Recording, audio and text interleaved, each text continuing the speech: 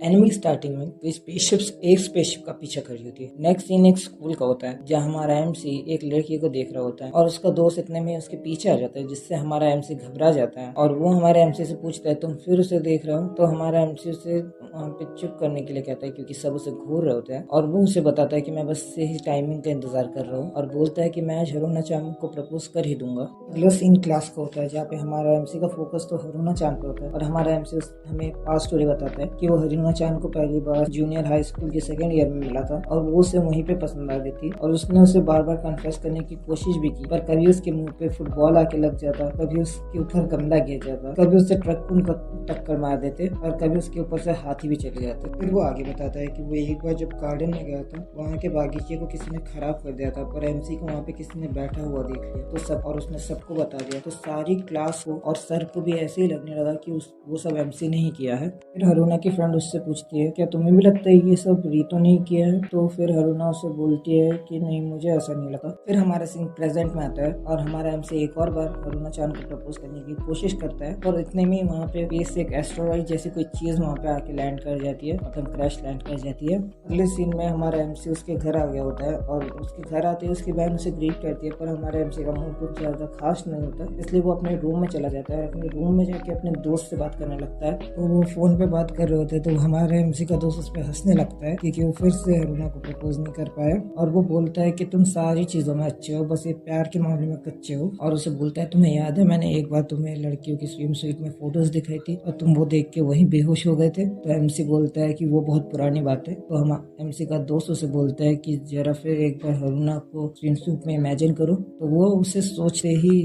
लाल हो जाता है। अब रीतो नहाने आया होता है और वो सोच रहा होता है इसी सब के बारे में और बोलता है मैं हर एक चीज में अच्छा हूँ और मैंने अपना सारा का सारा मजा बस खेलने कूदने में निकाल लिया और मेरी कोई फीमेल फ्रेंड मेरी इतनी क्लोज भी नहीं है। और वो एक और बार हरुना चांद को देखने में इमेजिन करने की कोशिश करता है और वो वहाँ पे भी लाल हो जाता है। फिर से वो ये सब कर ही रहा था कि इतने में उसके बाथटब में एक लाइट चमकती है और वहाँ एक नंगी लड़की आ जाती है। ये देख के हमारा एमसी तो चिल्लाने लगता है और उसकी बहन ये चीज सुन लेती है और उसकी बहन वहाँ पे भागते हुए आ जाती है। उसकी बहन अंदर जाके देखती है तो वहाँ कोई नहीं होता। हमारा एमसी बोलता है वहाँ पे एक नंगी लड़की है। तो वो से बोलती है कि ये सब तुम्हारे सब भ्रम है, तुम्हारे उम्र में ये भ्रम होते रहते हैं। ये सब के बाद हमारा एमसी उसके रूम में आ जाता है और वहाँ पे वही लड़की होती है और हमारा एमसी उससे पीछे हटते हुए बोलता है कि तुम कौन हो? तो वो लड़की उसका नाम लाला बताती है और वो बोलती है वो डेविल लुक प्लेनेट से आई है। तो हमारा एमसी से पूछता है क्या तुम एलियन हो? तो वो बोलती है तुम कह सकते हो।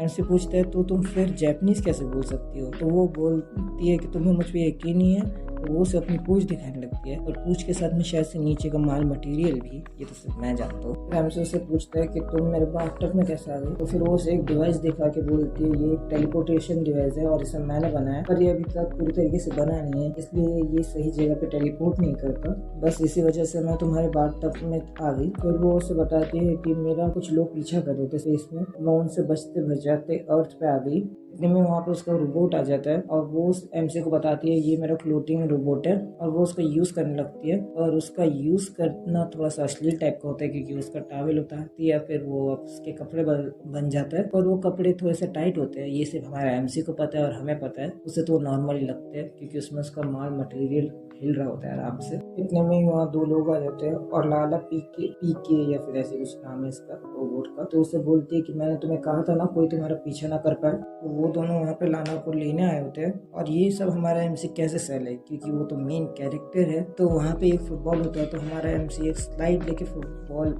उनमें से एक के मुंह पे मारता है और वहाँ से लाला का हाथ पकड़ के भागने लगता है और फिर वो एक छत से दूसरी छत अपनी पार्कोर ट्रिक्स का फ्लेक्स करते हुए वहाँ से भागने लगते हैं और उसे भागते भागते हरुना चांद देख लेती है।